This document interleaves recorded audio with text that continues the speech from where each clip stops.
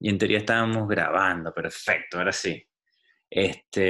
Bien, buenas tardes a todos. Así que hoy entonces vamos a hablar de lo siguiente. Nosotros vinimos hablando del Monte Carlo, que es una estrategia numérica para resolver la integral que nos da a nosotros dos indicadores. Uno que es el valor esperado de la caja negra y el otro, que es lo que vamos a hacer hoy, es la probabilidad de que nuestra caja negra exceda un valor específico, lo que se conoce como probabilidad de falla. Entonces, lo que vamos a hablar hoy es cómo ajustar lo que acabamos de hacer nosotros en las clases anteriores con el Monte Carlo para que ahora pueda ser extendible al cálculo de la probabilidad de falla o la probabilidad de que la salida de la caja negra exceda un valor específico. Ok, entonces nosotros, ¿qué veníamos haciendo? Veníamos teniendo dos valores, digamos, dos versiones de Monte Carlo, una versión que es la que llamábamos directa, que es digamos, la versión estándar, básica, conceptual, donde nosotros entonces tenemos nuestra caja negra, que tiene eh, un, un modelo determinista, que es ese modelo D, cuyas propiedades o parámetros son tetas y que esos tetas son inciertos y vienen entonces definidos por esa función de densidad de probabilidad P de teta. Y decíamos entonces que el valor esperado de la salida de la caja negra era entonces esa integral. Y esa integral, para resolverla, nosotros generábamos muestras de teta que siguen la función de densidad de probabilidad P y esas muestras las evaluábamos en la caja negra y sacábamos entonces aplicamos nuestra métrica, que era el promedio de las salidas de la caja negra evaluada en todos los tetas. Y eso es lo que nosotros hacíamos. La clase pasada vimos nosotros entonces que eso se podía adaptar al importance sampling, que era, digamos, la otra forma del Monte Carlo, que era un poco más eficiente, donde nosotros entonces multiplicábamos y dividíamos por un PDF nuevo, que para nosotros era más fácil de tratar, o ese era un poco el sentido, y tratar de colocar ese PDF nuevo, ese PDF que ya estamos llamando Q, en un lugar donde fuese cercano a el integrando, es decir, a estos dos términos que están acá. Entonces, la idea aquí era que esa función Q estuviese centrada donde el integrando era máximo, ¿sí? Y eso hacía entonces que nosotros con la misma cantidad de muestras teníamos ahora una calidad de la aproximación del Monte Carlo muchísimo mejor. Eso es lo que nosotros hacíamos. Entonces, el importance sampling se utiliza principalmente en tres aspectos, o para tres digamos, objetivos distintos o, digamos, intenciones distintas. La primera, como está allí, es mejorar la calidad de la estimación para la misma cantidad de muestras. Es decir, que si yo aplico un importance sampling, entonces yo ahora la calidad de mi aproximación, el COV, del coeficiente de variación de mi estimador, ahora va a ser muchísimo más bajo, ¿no? Que si aplico un método directo. Después lo otro que me permite a mí es cambiar el escenario probabilístico. Es decir, si yo ahora quiero evaluar un PDF de las variables inciertas que es distinto, ¿verdad?, al de mi problema original, yo lo puedo hacer aplicando esta misma regla eh, y aprovechar entonces los cálculos que yo ya había hecho con anterioridad para evaluar entonces otro escenario probabilístico a un costo computacional prácticamente eh, bajo o cero casi, ¿no? Porque el costo computacional es simplemente resolver una operación de multiplicación y división. Eso es prácticamente gratis, comparado a evaluar la caja negra, ¿sí? Siempre respecto a la evaluación de la caja negra. Y por último, que esto es lo que yo no mencioné, que me acordé ahí a medias en la clase y se me olvidó mencionar, es que también me sirve cuando mi función p de teta, ¿sí? Cuando mi función p de teta es una función muy rara. Y si mi función p de teta es una cosa muy, muy, muy rara, en vez de aplicar el método de aceptación y rechazo para generar muestras de SP, yo pudiera aplicar un importance sampling, ¿sí? Eso es una alternativa. Entonces, una de las cosas que yo puedo hacer es, bueno, ya que P es muy compleja y yo no puedo generar muestras desde P, bueno, yo simplemente entonces meto una función auxiliar Q y genero muestras desde Q, que sí sé generar muestras desde Q y no altero entonces el resultado de mi problema. Entonces, esas son alternativas que yo puedo utilizar, ¿sí? Entonces, esto es lo que nosotros vimos hasta la clase pasada. Y esto es lo que va a, lo que ustedes van a tener que hacer en la tarea 3. Así que yo ya la publiqué. Y esa tarea 3 la voy a pasar ahora por encima, la voy se las voy a comentar. Voy a minimizar esto, minimizar, voy a tener que cerrar el chat, ok. Y entonces lo que tenemos en la tarea 3 es, si me pueden decir si están viendo la pantalla, porque ahora yo no lo sé. Sí, profe. Sí, ¿verdad? Ok, perfecto. Entonces, esta tarea 3 es nuevamente la misma viga, simplemente apoyada, carga puntual, ubicada en una instancia A con una magnitud P. Tenemos entonces aquí en la ecuación 2 tenemos entonces la función de densidad de probabilidad para A y P, y tenemos aquí en la ecuación 3 la función de densidad de probabilidad para el módulo de elasticidad. Entonces aquí vemos que el módulo de elasticidad está definido como una función, como un PDF log normal, y A y P son, son distribuciones normales, ¿sí? Son gaussianas. Entonces, aquí lo que estamos diciendo es que, en particular, lo que estamos diciendo con el módulo de elasticidad, al expresarlo de esa forma, es que su valor, que la mediana es 200 por 10 a la 6, y el coeficiente de variación es 0.5, es decir, tiene un 50% de coeficiente de variación. Esto es lo que significa, digamos, esa expresión allí definida a través de una log normal. Y lo que estamos interesados entonces es en propagar la incertidumbre de nuestra caja negra, y para hacer eso, pues es la ecuación 4, ¿no? Es solamente propagar para encontrar el valor esperado de la salida de la caja negra ante esas incertidumbres en A, P y E. Entonces, ¿qué es lo que se piden? Se piden 5 cosas nada más.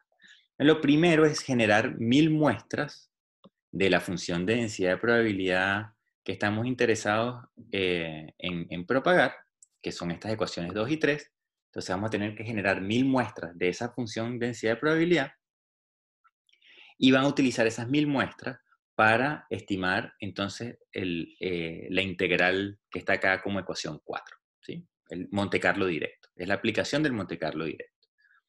Y entonces ustedes a reportar acá, van a reportar cuál es el valor esperado de la caja negra al propagar estas incertidumbres, y van a reportar cuál es la calidad de esa aproximación, ¿sí? El coeficiente de variación del método, del Monte Carlo.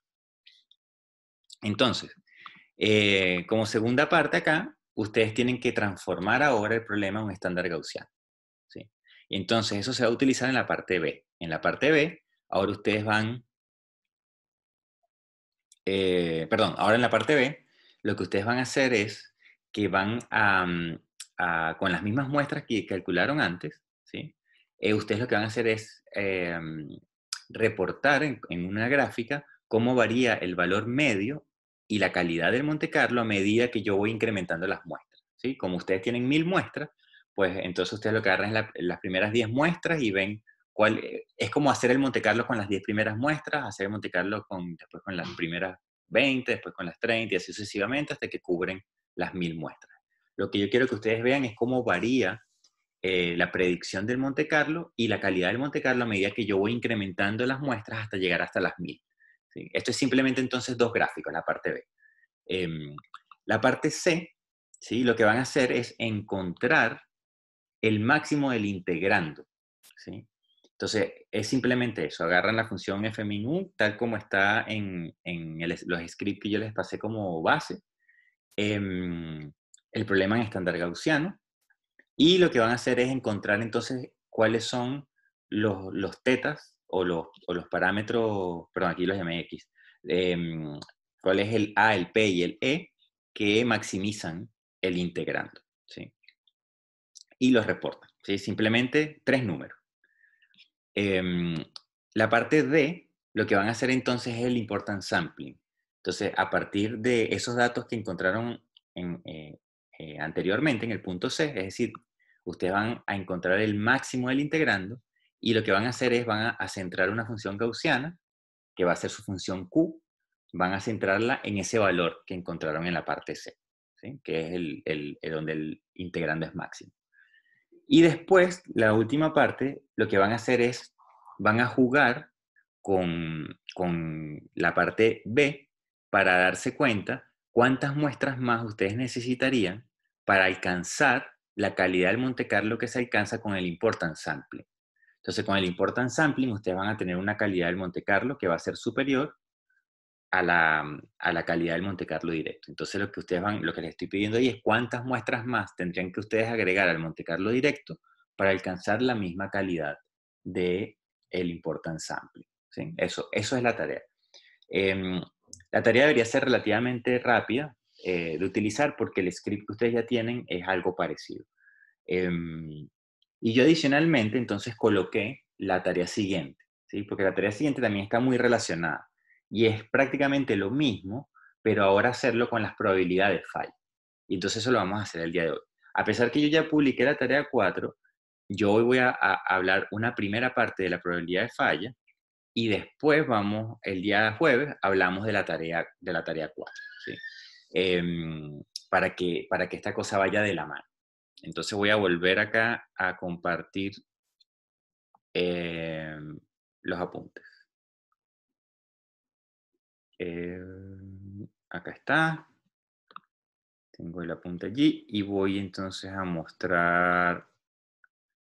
Abro los participantes y abro el chat. Ok. Entonces, en Monte Carlo directo, esto es lo mismo que habíamos hablado. Recordemos entonces ahora nuestro problema, digamos que el ejemplo que estamos trabajando nosotros en clase, que es prácticamente el ejemplo de la tarea, ¿sí? Es la misma viga, la misma caja negra, son los mismos valores prácticamente. Lo único que nosotros estamos haciendo aquí distinto a la tarea es que el módulo de elasticidad lo estamos definiendo en la tarea como un log normal, ¿sí? Aquí, en cambio, para el ejemplo que estoy haciendo en las clases, ese módulo de elasticidad es un gaussiano, al igual que las otras variables A y P. Entonces nosotros veníamos resolviendo la integral probabilística que nos da a nosotros el valor esperado de la caja negra. Yo ahora quiero calcular la probabilidad de falla, ¿sí? Es decir, la probabilidad de que la caja negra exceda o que la viga exceda un desplazamiento máximo de tal valor. Entonces, para eso, nosotros en vez de resolver esa ecuación que está acá en rojo, lo que vamos a hacer es resolver la ecuación que está justo abajo, ¿no? Donde ahora tenemos una función indicadora, que esa función I viene definida ahora como 1 o 0, dependiendo si mi salida de la caja negra es mayor que el límite que yo me estoy imponiendo o es menor que el límite que yo me estoy imponiendo. Entonces, fíjense, si yo quisiera hacer eso en mi script de base que yo vengo trabajando, voy a abrirlo ahora, me voy entonces a pasar ahora nuevamente al desktop, acá, a compartir.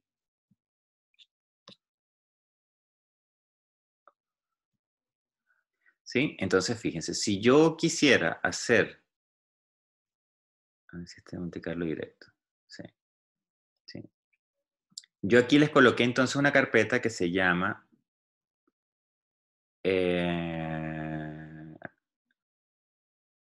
que son las de capítulo 5. Entonces hay una que se llama integración probabilística numérica, probabilidad de falla. Y ahí entonces está el Monte Carlo directo.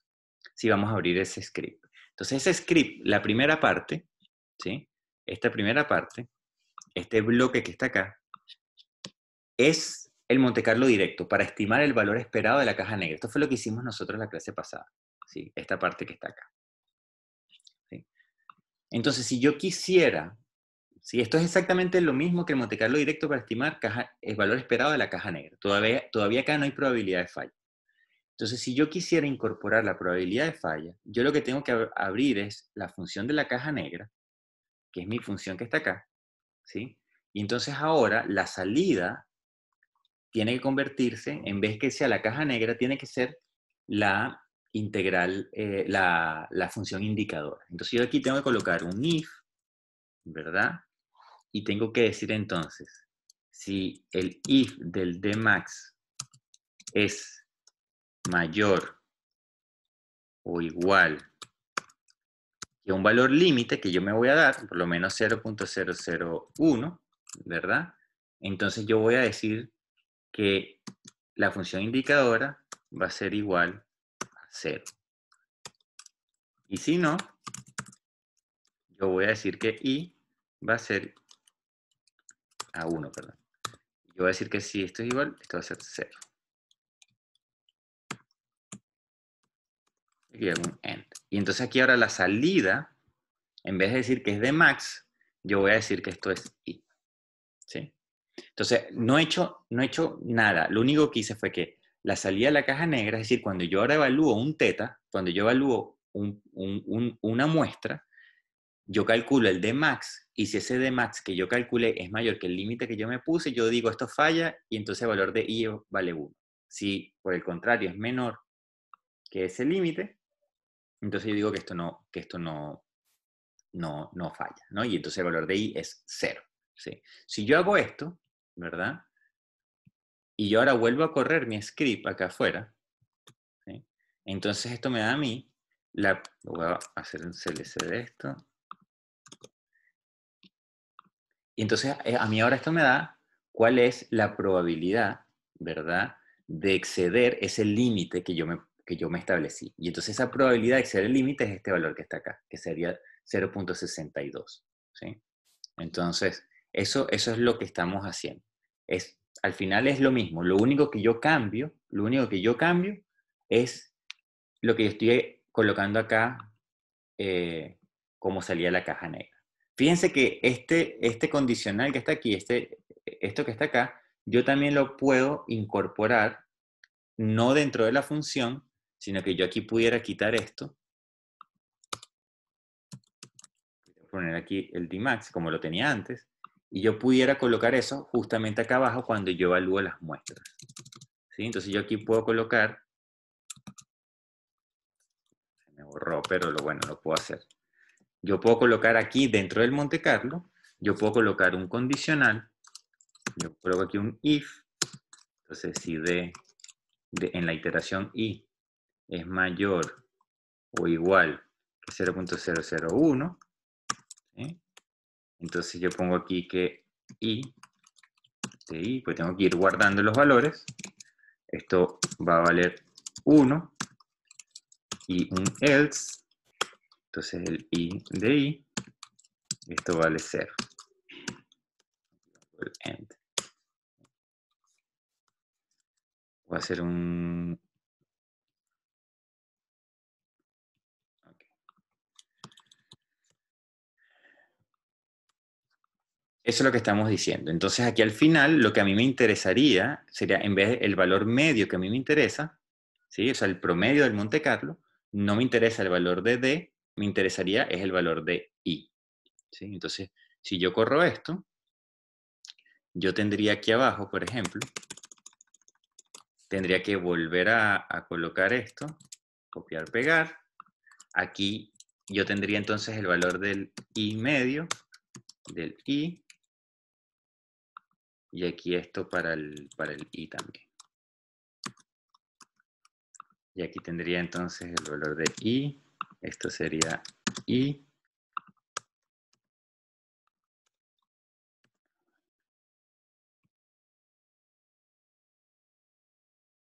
a ver si, voy a hacer CLC. Y entonces aquí yo tengo lo que había hecho antes, o sea, este de medio es el valor esperado de la caja negra, y ahora esto es la probabilidad de que la caja negra exceda un valor que yo puse aquí, que es 0.001. ¿Sí? Entonces, fíjense, si yo ahora empiezo a aumentar este límite, perdón, a aumentar el límite, es decir, si yo ahora pongo que la restricción sea menor, y yo le doy a correr a esto otra vez, entonces yo voy a empezar a ver que la probabilidad de falla, ¿sí?, va a empezar ahora a ser cada vez más pequeña. ¿sí? Entonces la probabilidad de exceder una deflexión de 0.001 es 0. ¿Sí? En cambio, si yo ahora vuelvo a poner un valor más pequeño, entonces aquí voy a estar en el otro límite. Ahora esto va a ser muy cercano a 1. ¿Sí? Entonces ahí voy a tener una probabilidad de falla de prácticamente 1. Es decir, que estoy seguro que yo voy a exceder ese valor que está allí, ¿sí? Esa probabilidad de falla que había colocado. ¿Sí? Entonces, algo entre medio, que era lo que teníamos antes, eso es lo que nos está dando. Entonces, la forma de calcular la probabilidad de falla, sabiendo cómo operar el Monte Carlo, esta cuestión es una tontería. ¿Sí? Es simplemente agregar este condicional acá o agregar ese condicional dentro de la función que uno definió la caja negra. Cualquiera de los dos lugares es, digamos, lo mismo. ¿Sí? Entonces, voy ahora a volver a compartir los apuntes porque aquí hay algo importante.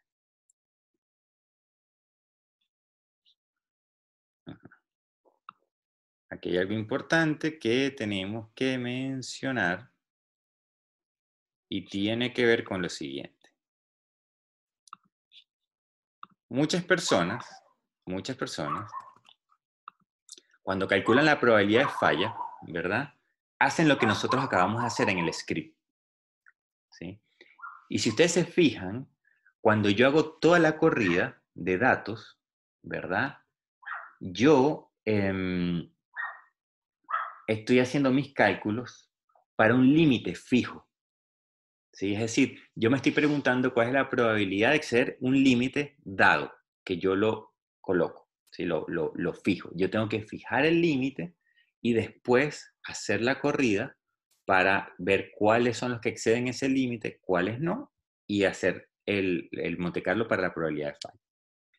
Pero no hay una forma, ¿verdad?, de interpretar los datos, los valores que ya están, ¿verdad?, para poder calcular la probabilidad de falla prácticamente de cualquier valor límite. Entonces vamos a pensar de la siguiente manera. ¿Sí? Vamos a pensar de la siguiente manera. Esto es una forma de optimizar los cálculos o de obtener más información de los mismos cálculos que ya tenemos. Entonces, vamos a pensar ahora en nuestro problema Monte Carlo directo. ¿Sí? Tenemos caja negra, tenemos las muestras de los tetas, y yo lo que hago es evaluar la caja negra en cada uno de los tetas. Y entonces obtengo el desplazamiento asociado a cada muestra.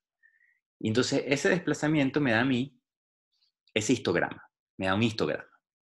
Tengo las muestras evaluadas en la caja negra, tengo las salidas de cada una de las muestras, ¿no? De la caja negra evaluada en cada una de las muestras.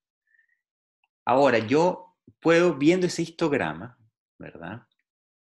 Yo puedo empezar a preguntarme lo siguiente. Yo puedo decir, o yo puedo asumir que las muestras que tengo son lo suficientemente grandes para ser representativas de la población como tal, es decir, de todas las características de esa variable D que va a ser la salida de nuestra caja negra. Eso quiere decir que si yo les pregunto a ustedes cuál es la probabilidad de que la salida esté por encima de ese valor límite que acabo de dibujar, pues entonces la respuesta debería ser 0.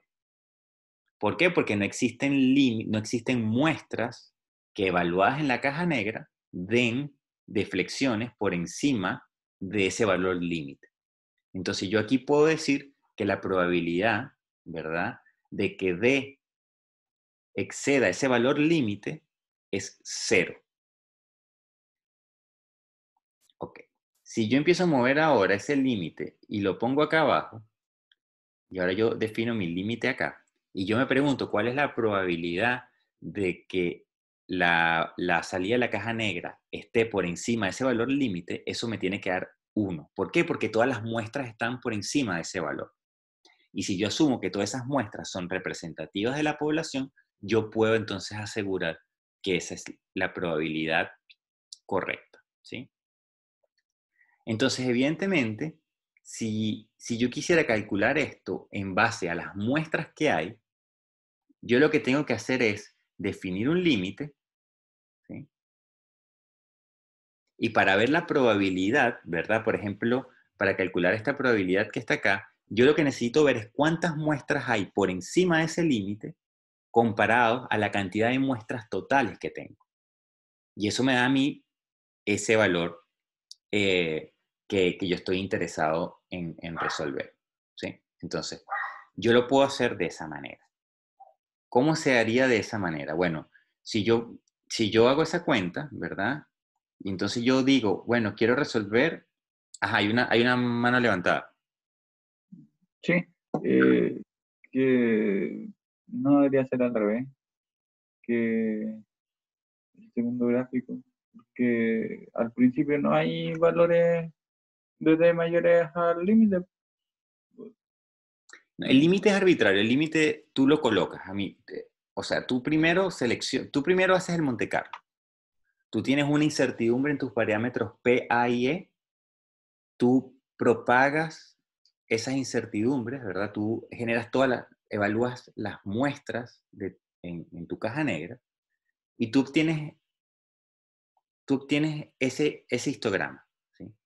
Entonces tú ahora, basándote en esa información que tú tienes, que es el histograma, tú ahora te preguntas, tú ahora te preguntas, eh, ¿cuántas muestras hay sobre un valor arbitrario que tú definiste como límite?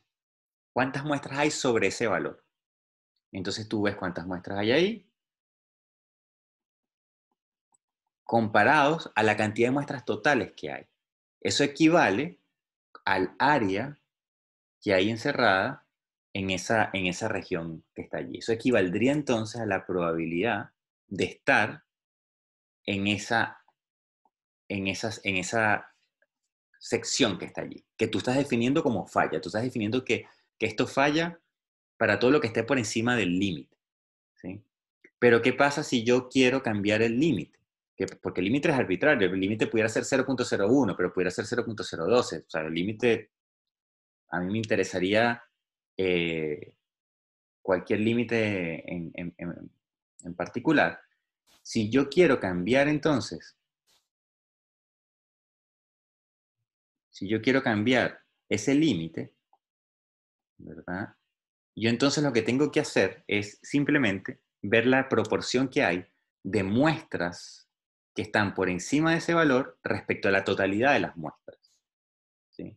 Entonces, cuando yo ahora seteo un límite que es muy bajo, yo me doy cuenta que todas las muestras están sobre ese valor. Entonces, la probabilidad de exceder ese valor es 1. ¿Sí? Yo estoy seguro de que todas las muestras van a acceder a ese valor. Entonces, yo puedo decir que para ese límite y yo me establecí allí, un límite muy bajito, aquí abajo estoy colocando el límite, yo entonces ahora estoy seguro de que la probabilidad de exceder ese límite es 1. Así como yo estoy seguro que cuando este límite está por acá muy alto, la probabilidad de tener muestras por encima es 0, porque no van a haber muestras por encima de ese límite. Entonces yo sé acá que esto tiene que ser acá 0, ¿sí? Para un límite muy alto. Y entonces, ¿qué es lo que yo tengo que ir contabilizando? Tengo que ir contabilizando es cuántas muestras, ¿sí?, van quedando. O sea, este punto que está acá, esta probabilidad de falla, es la relación de muestras que están por encima, es decir, muestras que fallan, entre la cantidad de muestras totales que yo tengo, ¿sí? Entonces, fíjense, yo puedo hacer lo siguiente. Una vez que yo hago el Monte Carlo tradicional y tengo este histograma con las deflexiones de mi viga, yo puedo ordenar esas deflexiones de menor a mayor, ¿sí? Yo agarro todas las deflexiones, las ordeno de menor a mayor, desde la más pequeña a la más alta. Es decir, que yo entonces acá tengo todas las muestras que están acá ordenaditas, de izquierda a derecha, que van incrementando en valor de deflexión, ¿sí? Entonces, ordeno la salida de mi caja negra, de menor a mayor. Y ahora yo lo que digo es que los, el, primer, el primer valor de esta muestra, ¿sí? Y aquí yo tengo un vector, ¿verdad? Esto me indica a mí el índice de la muestra, es decir, me identifica el número de la muestra, básicamente, desde la muestra 1 hasta la muestra K, desde la 1 hasta la K. Entonces yo lo que voy a decir es que, como esto está ordenado, yo voy a decir que la probabilidad de falla asociada al primer valor va a ser 1 y que la probabilidad de falla asociada al último valor va a ser 0. Es lo que estamos diciendo nosotros acá, cuando tengo este valor y este valor. Y eso significa entonces que las probabilidades intermedias, ¿sí?, lo que pasa por acá adentro, va a tener esta relación, que va a ser el índice, que va a ser, digamos, la posición de la muestra o el índice de la muestra de los valores ordenados, ¿sí?, menos K partido en K, donde K es la totalidad de las muestras.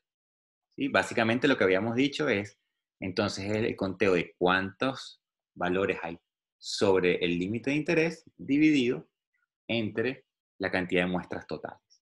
Eso me da a mí entonces la probabilidad de excedencia. Entonces yo puedo ahora, conociendo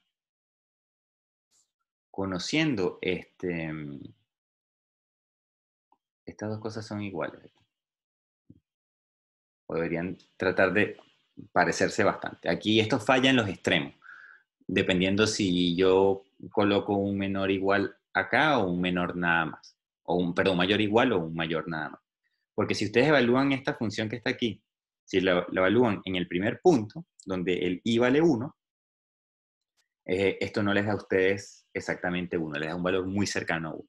Pero si ustedes evalúan esto para un i igual acá, es decir, en la última muestra, esto sí les da 0. ¿Sí? Entonces ustedes siempre van a fallar en alguno de los dos bordes, o en el de arriba o en el de abajo. Ustedes lo pueden hacer de forma, de cualquiera de las dos formas. Eso usualmente se desprecia porque uno tiene tantas muestras que ya esos dos valores, los extremos, no tienes cómo aseverar algo sobre esos dos valores. Así que eso da lo mismo, básicamente. Lo interesante acá entonces es que yo puedo hacer el siguiente gráfico. Es decir, yo puedo ahora calcular, una vez que yo hago mi Monte Carlo, ¿sí?, es decir, una vez que yo tengo mi histograma, voy a limpiar esto un poco, ¿sí?, una vez que yo tengo mi histograma, ¿sí?, yo voy a ordenar esto y voy a construir mi vector de probabilidad de falla. Y ese vector de probabilidad de falla se construye con esa regla que está allí, esta reglita del K-1 sobre K. Y eso me da a mí entonces esta información, que es la probabilidad de falla para distintos límites. Entonces yo aquí puedo hacer lo siguiente. Si yo busco el valor 0,5 y entro acá a este gráfico y bajo, yo sé entonces cuál es el valor de deflexión que tiene una probabilidad de excedencia del 50%. Eso, en otras palabras, es la mediana. Entonces yo sé acá que ese sería el valor límite, ¿verdad?, para garantizar que la deformación que yo estoy teniendo ese es el valor límite para garantizar que la deformación sea del 50%. Es decir, estoy encontrando ese valor que está ahí, ¿sí? Yo también pudiera, por ejemplo, encontrar el valor asociado a una probabilidad de excedencia muy baja o muy alta. Yo, por ejemplo, pudiera encontrar cuál es el límite para que la probabilidad de excedencia sea 0,05. Es decir, yo pudiera cambiar aquí de color. Voy a borrar, a limpiar aquí un poco el gráfico porque se entienda qué es lo que estamos haciendo.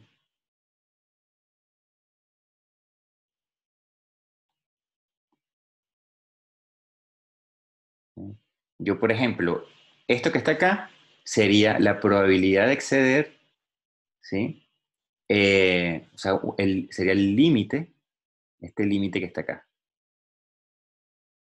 En rojo. Voy a quitar esto aquí. Voy a borrar esto para limpiar más el gráfico. ¿Sí? Yo también pudiera ahora cambiar esta probabilidad y poner 0.95. ¿Sí? Es decir, quisiera encontrar el límite de la deflexión que garantiza una excedencia del 95%. Y eso sería algo por acá. Y tendría por aquí ese límite que está ahí, ese segundo límite.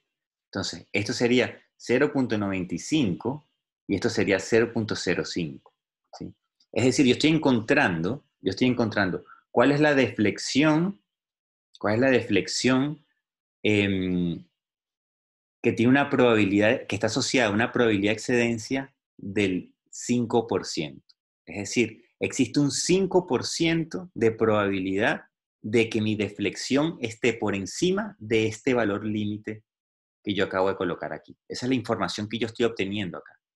En cambio, este límite inferior sería un límite asociado a una probabilidad de excedencia del 95%. Es decir, yo tengo un 95% de probabilidad de que mi deflexión esté por encima de este valor. ¿Sí? Si yo ahora agarro estos dos límites, ¿verdad?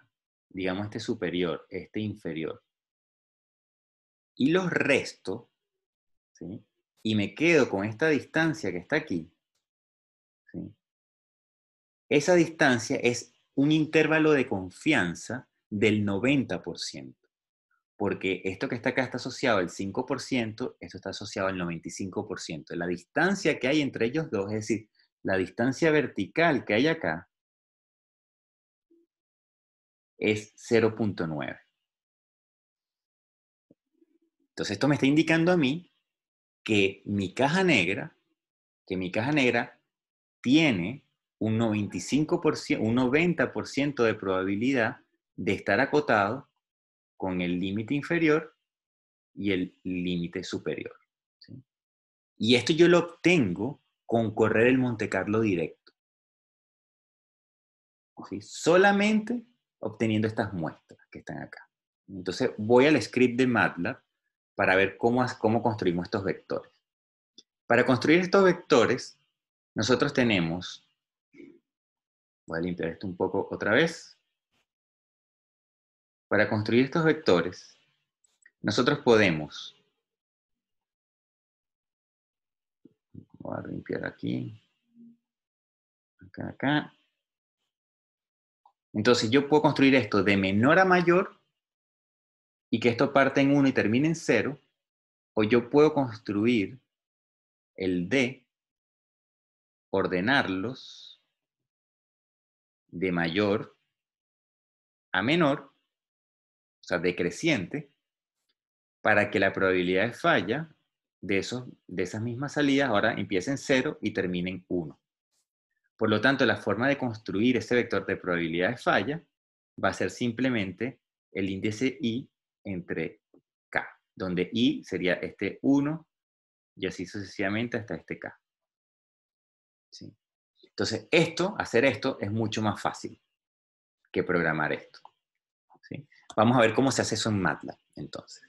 Entonces, en MATLAB, ¿qué vamos a hacer?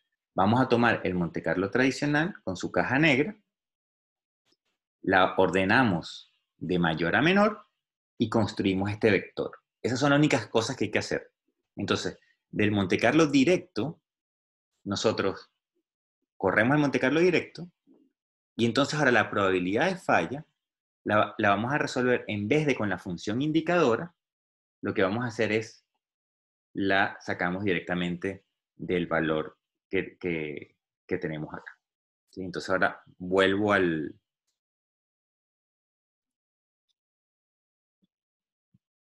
Monte Carlo, vuelvo al script.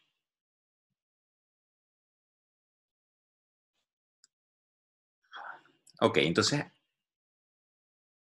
¿qué es lo que vamos a hacer? Que la opción 1, entonces, es lo que dijimos al principio de la clase, ¿no? Es hacer esto. Esa es la opción 1. La opción 1 es colocar ese condicional if y evaluar la probabilidad de falla solamente con la función indicadora, solamente para un límite, que es un límite que yo me impongo. ¿Sí? Ahora vamos a hacer una cosa que es distinta, que es lo que está en la parte de abajo del script. Lo que vamos a hacer es, corremos el Monte Carlo con la función tal cual como es la función de nuestro Monte Carlo, la deflexión, la salida de la caja negra, la salida real, nuestra deflexión de la viga, en el ejemplo que estamos resolviendo. Acá lo que yo les estoy diciendo es que ahora esa deflexión, que aquí se llama función, yo esa deflexión la estoy ordenando de manera descendiente, es decir, de mayor a menor, y esto me da a mí entonces esas deflexiones ordenadas. ¿Sí? Y ahora construimos el vector de probabilidad de falla. Y ese vector de probabilidad de falla es un vector que va del 1, va de 0 a 1, y para construirlo, lo que hacemos es, creamos un vector de 1 hasta el número de muestras que tenemos y lo dividimos entre la cantidad de muestras totales que hay. ¿Sí? Entonces, al correr esto que está acá abajo, nos da a nosotros esa gráfica, que está en Semilog, por cierto, pero la pudiéramos ver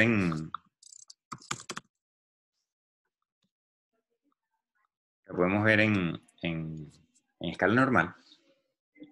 Tenemos entonces aquí 1 y 0, el eje vertical sería la probabilidad de falla y el eje horizontal sería el límite. ¿Sí? Entonces, ¿cómo se leen estos puntos? Bueno, vamos a pararnos por acá en algún valor. ¿Sí?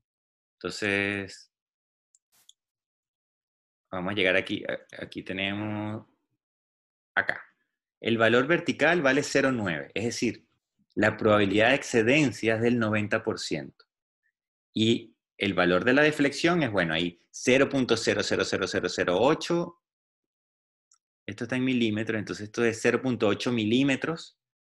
Sería esto se le daría como la probabilidad de exceder 0.87 milímetros es igual al 90%. ¿Sí? Si yo quisiera la mediana de esta cuestión, bueno, yo me tengo que ir acá para un valor donde sea igual a 0,5 el eje vertical. Entonces aquí la mediana de esto es 1 milímetro, 1.1 milímetros, y redondeando. ¿Sí? Entonces se lee como la probabilidad de exceder 0.1 milímetros es el 50%. Entonces yo tengo 50% de probabilidad de excederlo como 50% de probabilidad de estar por debajo. ¿Sí? Entonces, este gráfico a mí me da toda la información necesaria para saber límites de confiabilidad, valor medio, o sea, valores medianas, intervalos de confianza, probabilidad de excedencia, un montón de información. Y esto es simplemente haciendo el Monte Carlo. Entonces, muchas personas cuando aplican Monte Carlo no se dan cuenta de toda la información que hay detrás disponible y que usualmente no la aprovechan. Entonces, en este caso, simplemente con estimar el Monte Carlo, yo puedo saber, ni siquiera tengo que construir la función indicadora. ¿Sí? Lo puedo hacer, pero el problema, que eso sería hacer lo que habíamos hecho con anterioridad. El problema ahí es que yo estoy encontrando el resultado para un punto nada más. ¿Sí? Para un solo punto en particular. Piense que nosotros acá, volviendo a correr todo, habíamos dicho que el valor medio era 0.0011. Y habíamos dicho que la probabilidad de exceder 0.001, en este caso nos había dado 0.63. ¿Sí? Y esa información nosotros la tenemos disponible directamente de nuestra gráfica. ¿Sí? Por ejemplo, si yo me voy a una probabilidad de me voy a un desplazamiento de 0.01, ¿sí? Que es justamente 0.01, Aquí está en la gráfica, el desplazamiento 0.01. A esto me dice a mí, la probabilidad de exceder ese valor es 0.632 y la que yo estoy calculando aquí es 0.636. O sea, es el mismo número, básicamente. Entonces, es muy relevante presentar, cuando uno propaga incertidumbre, esta gráfica que está acá. Porque esta gráfica, que es una probabilidad de excedencia, ¿no? Es una probabilidad de falla si tu límite lo entiendes como algo indeseado. Pero tú también lo puedes tener como la probabilidad de exceder un límite y definir eso, dependiendo del problema que uno esté tratando, como falla o no. Es decir, entender el límite como si fuese una probabilidad de falla o no. Entonces, esa probabilidad de exceder el límite es importantísima. O sea, ese gráfico que yo le estoy presentando es importantísimo porque eso contiene todo la información que yo requiero. ¿Sí? Entonces, obviamente, resolver esto en estándar gaussiano es lo mismo. Es exactamente igual que el script anterior. Lo único que uno tendría que agregarle es esto que está acá. ¿Sí? Ustedes tienen un ejemplo que yo también les puse el script y se van a dar cuenta que es esto mismo. Esta parte que de acá no cambia en absolutamente nada. Entonces, este gráfico nuevamente es realmente importante. Realmente importante. Ahora, ¿hasta dónde le creemos nosotros a este gráfico? Nosotros le vamos a crear este gráfico hasta un valor por acá, ¿sí? Que sea más o menos entre un 1 y un 2%. Es decir, hasta como por aquí nomás. Hasta ahí nomás. De ahí hacia la derecha, hay que empezar a hacer unas magias para poder tener calidad en la aproximación. ¿Sí? Entonces, fíjense algo interesante, y es que si ustedes se fijan, cada punto de esta curva, ¿sí? Es lo mismo que resolver esta parte con un límite distinto. Entonces yo tendría que calcular esto para un límite, después otro límite, después otro límite, después otro límite, otro límite, para poder conseguir esa curva. ¿Sí? Ahora fíjense que cada vez que yo cambie ese límite, la calidad de mi aproximación va a ir cambiando. Porque la calidad de la aproximación, la calidad de la estimación de la probabilidad de falla va a depender de la cantidad de muestras que fallan. ¿Sí? No de la cantidad de muestras totales que yo estoy utilizando para hacer el Monte Carlo, sino la cantidad de muestras que realmente fallan. Entonces, si yo tengo una probabilidad de falla muy baja, de las 1000 muestras que yo estoy utilizando en el Monte Carlo, solamente va a haber un porcentaje muy pequeño de esas muestras que van a hacer que mi sistema esté por encima del límite que estoy interesado. Entonces, a medida que la probabilidad de falla, a medida que la probabilidad de falla es, es muy pequeña, yo empiezo a tener problemas en la calidad del Monte Carlo. Eso quiere decir que los valores en esta curva, si la calidad del Monte Carlo para indicar la probabilidad de falla en esta curva, los del lado izquierdo tienen una muy buena aproximación, pero cuando la probabilidad de falla es muy baja, ¿sí? Entonces eso quiere decir que hay muy pocas muestras del total de muestras que estoy utilizando que hacen que mi caja negra caiga en una zona de falla. Por lo tanto, la calidad de la aproximación es mala. Y por eso ustedes empiezan a ver que cuando yo grafico esto en una escala semi-log, ¿sí? A medida que esta gráfica empieza a bajar, es decir, a medida que la probabilidad de falla empieza a ser cada vez más pequeña, ¿sí? Este comportamiento acá abajo empieza a tener digamos, algo más errático, ¿no? Una forma más errática, ¿sí? Tal cual como se muestra ahí, comparado a lo mejor a algo por acá arriba que es como más suave la curva. Y eso tiene que ver, nuevamente, que la calidad de la aproximación es distinta. Entonces, en este gráfico, no estamos comparando en términos, digamos, de error de la estimación numérica. El error numérico que yo estoy cometiendo para ese gráfico depende del punto que yo estoy evaluando. Entonces, mientras más pequeño es la probabilidad de falla, el error numérico que estoy cometiendo es más alto. Entonces, cuando yo estoy interesado en calcular probabilidades de falla que son muy, muy bajas, es decir, por debajo del 1%, yo necesito entonces aplicar métodos particulares para detectar qué sucede en esa zona. Y eso se llama a nivel de propagación de incertidumbres como eventos raros, rare events. Y eso está definido cuando uno habla de eventos raros a nivel de incertidumbre, significa que la probabilidad de falla está por debajo del 1%. Es decir, existe,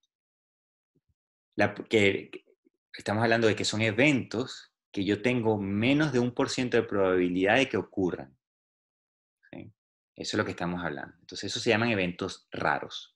¿Qué cae ahí? Bueno, caen un montón de situaciones que son de interés cuando yo estoy en diseños, por ejemplo, de estructuras o de dispositivos que sean, ya sea peligrosos, ya sean que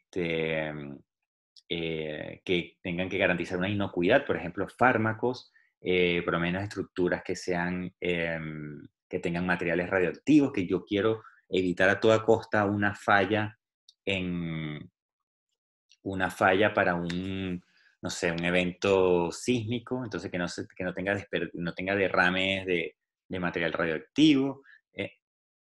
Tiene que ver con ese tipo de cosas, ¿no? Los eventos raros. Yo quiero entonces, el evento raro me sirve a mí para tener posturas adversas al riesgo. Entonces, cuando yo soy una persona que necesita tomar una postura adversa al riesgo, yo necesito calcular qué pasa en esos límites, ¿no? Esos estados límites de mi sistema, ¿no? Que yo quiero ver cuál es la probabilidad de exceder cuál es el límite asociado a una probabilidad de excelencia del 1%. Es decir, yo quiero saber, por ejemplo, en el caso de un sismo, yo quisiera saber cuál es la aceleración, por ejemplo, cuál es la aceleración del suelo que hace que, que mi edificio tenga desplazamientos de más de 3% o no sé, más de 20 centímetros, por decir algo. ¿No? Que hay civiles y mecánicos en la audiencia, entonces si hablo de drift, la mitad de la clase va a saber qué es y la otra no. Drift es la relación de la deformación entre pisos que hay en un edificio producto de un sismo. Y se hace como porcentaje de la altura. Entonces uno habla de un porcentaje, ¿no? Se habla de 1% de drift, es que el techo y el piso se deformaron 1% de la altura que lo separa. Y típicamente ese valor 1% marca un régimen lineal y no lineal. O sea, después de 1% se asume que hay fisuras, por ejemplo, en la estructura. Dependiendo de la estructura, pero sí, regla general. Entonces, lo importante de la clase de hoy es que la probabilidad de falla se puede estimar de dos formas, ¿sí? De esta forma, para un valor específico, donde yo tengo entonces ahí definido mi integral probabilística con mi función indicadora i, que me dice 1 si falla, 0 si no falla, y esto entonces me da a mí el resultado de la probabilidad de falla para ese límite específico. Entonces el límite ahí yo lo coloco, yo lo estoy colocando. Pero yo también entonces le estoy diciendo que una forma alternativa, y ojalá se hagan así a partir de acá en adelante, de calcular la probabilidad de falla, es aprovechar el Monte Carlo directo para estimar la salida de la caja negra y entonces asociar esa salida a distintas probabilidades de falla con distintos límites de excedencia y puedo obtener entonces esa curva de probabilidad de excedencia que me dice a mí toda la información requerida, desde las bandas de confiabilidad hasta los valores esperados. Entonces eso es básicamente lo que yo les iba a hablar hoy.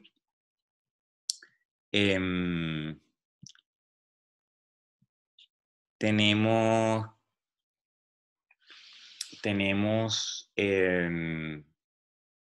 que estos son los métodos, digamos, de Monte Carlo directo, aplicados al cálculo de la probabilidad de falla. Hay un pequeño detalle, ¿verdad?, que lo vamos a ver el jueves, de cómo utilizar el importance sampling para calcular la probabilidad de falla. Entonces, el importance sampling, eso lo vamos a ver para calcular la probabilidad de falla, lo vamos a ver el día jueves, porque hay que hacer una pequeña digamos, no es modificación, pero necesitamos entender lo que dijimos hoy primero y ver, entonces dar un pasito más el día jueves, porque no es tampoco tan venir y poner y lanzar para adelante. Requiere ahí estar pendientes de un detalle que es bien significativo. Entonces, bueno, esto es lo que tenemos para el día de hoy. No sé si hay preguntas, si hay dudas. La clase quedó grabada. Espero yo que entonces se haya entendido esto. Y si no hay entonces más dudas, nos veríamos el día jueves. Sí.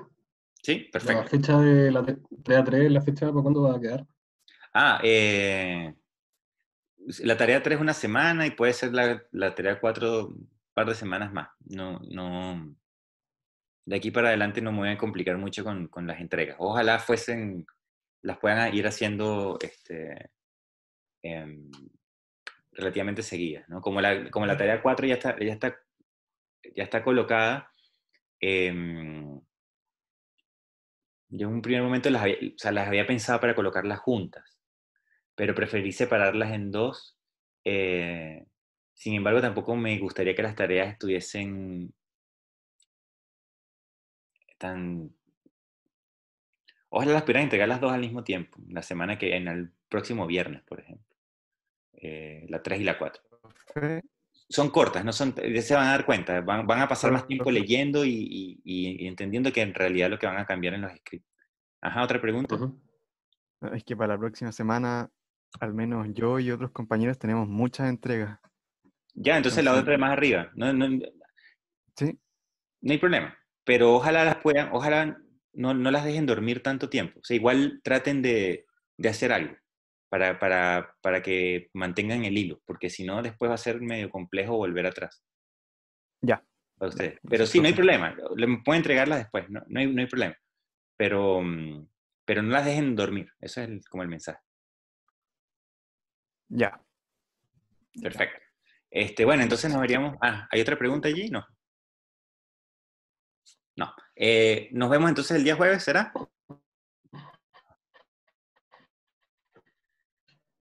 ¿Sí? Ok, profe, nos vemos. Ya, Chao, perfecto. profe. Nos vemos entonces. Gracias. Gracias, profe. Chao.